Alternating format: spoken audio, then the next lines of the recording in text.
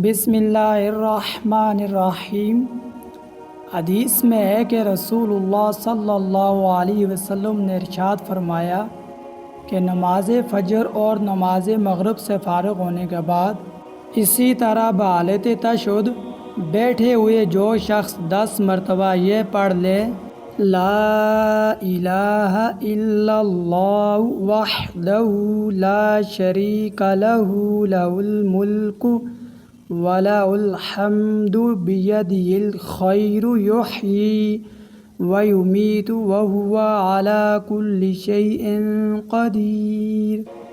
اللہ کے سوا کوئی معبود نہیں، وہ تنہا ہے، اس کا کوئی شریک نہیں، اسی کے لیے ملک ہے، اسی کے لیے سب تعریف ہے، اسی کے ہاتھ میں خیر ہے، وہ زندہ کرتا ہے اور مارتا ہے اور وہ ہر چیز پر قادر ہے۔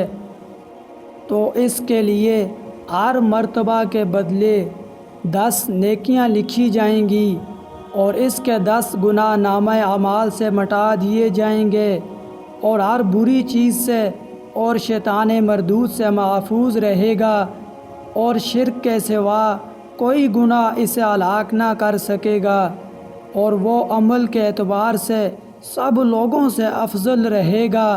ہاں، اگر کوئی شخص اس سے زیادہ پڑھ کر آگے بڑھ جائے تو اور بات ہے۔